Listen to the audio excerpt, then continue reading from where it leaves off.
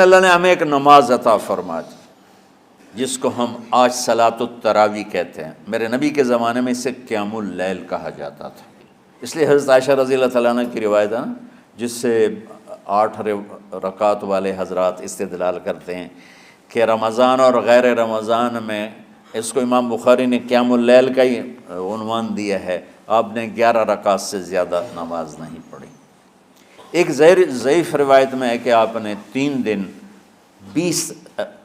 دن پڑھائی نماز، یہ تو صحیح روایت ہے۔ کتنی رکعت پڑھائی؟ تو ایک ضعیف روایت میں ہے کہ 20 رکعت پڑھائی۔ اچھا، ضعیف روایت سے عبادت ثابت نہیں ہو سکتی حکم شرعی، تو جب حضرت عمر رضی اللہ تعالیٰ عنہ نے سب کو، اب میرے نبی کے دور میں 3 دن کے بعد آپ تو آئے نہیں کہ کہیں فرض نہ ہو جائے، تو صحابہ اپنے طور پر قرآن سنتے تھے ٹولیوں میں۔ صدیقی دور میں 2 سال وہ فتنوں میں گزرا، تو اس میں بھی اسی طرح چلا کہ ٹولیوں میں ہوتے تھے۔ حضرت عمر رضی اللہ عنہ کے زمانے میں حکومت مضبوط ہو گئی، طاقتور ہو گئے، تو ابتدائی سالوں میں نہیں، چند سالوں کے بعد اب مسجد میں تشریف لائے تو لوگ اس طرح کوئی 4 ادھر 4 ادھر 5 ادھر 10 ادھر 20 ادھر، تو کہنے لگے ان کو ایک امام پہ جمع کر دیا جائے تو کتنا اچھا ہوگا۔ تو آپ نے سب کو اکٹھا کیا اور ابی بن کعب رضی اللہ تعالیٰ عنہ کو امام بنایا، اور سب کو ایک نماز پہ جمع کر کے 20 رکعت کا حکم عطا فرمایا۔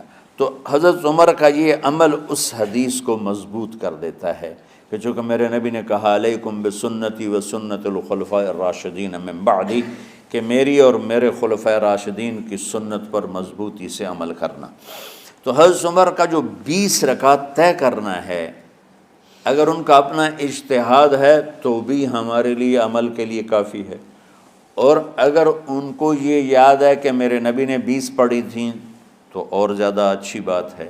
لیکن بہرحال جو 8 پڑھتا ہے ہمارا اس پہ بھی کوئی اعتراض نہیں، چونکہ وہ بھی حدیث کے ساتھ بات کرتا ہے، اور باقی پوری امت 20 پڑھتی ہے، ان پر بھی اعتراض نہیں۔ میں ایک جگہ سے گزر رہا تھا، نماز کا وقت ہو گیا، اہل حدیث کی مسجد تھی، میں وہاں نماز پڑھنے چلا گیا، تو ایک بہت بڑا اشتہار لکھا ہوا تھا، 20 تراویح ثابت کرنے والے کو 5 لاکھ روپے انعام۔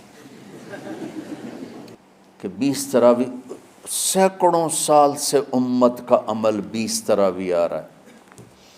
تراویح کا نام جو پڑھا، مجھے یوں لگتا ہے کہ اہل مکہ، یعنی اہل مکہ جو تھے نا، وہ 4 تراویح پڑھ کے ایک طواف کرتے تھے، تو وہ آرام کے لیے ہوتا، ترویحہ آرام، تھوڑی دیر کا آرام، تو 4 تراویح کے بعد ایک طواف کرتے تھے، وہ چھوٹا سا طواف 10 منٹ میں ختم ہو جاتا تھا، اور پھر 4 تراویح پڑھتے تھے، پھر طواف کرتے تھے، پھر 4 پڑھتے تھے، پھر طواف کرتے تھے۔ یہ صحابہ کے تھوڑے بعد کے دور کی بات۔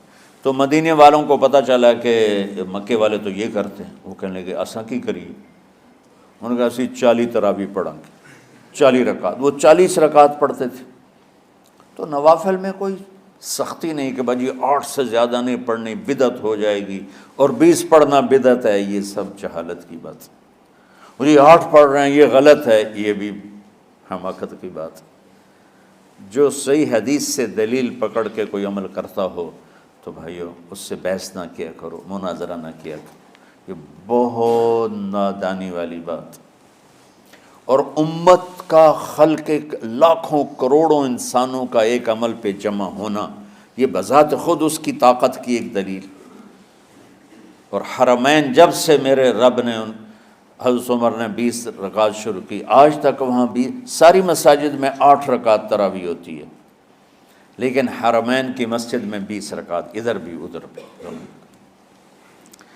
اور یہ جو وہ وہاں ختم قرآن پہ دعا نہیں مانگی جاتی، یہ کس کا عمل ہے؟ حضرت عثمان کا۔ حضرت عثمان نے اپنے دور خلافت میں تراویح پڑھانے والے سے کہا جب قرآن ختم کرو تو دعا کرنا۔ وہ کہنے لگے جی کیا دعا کروں؟ کہ جو تیرے دل میں آیا کرنا۔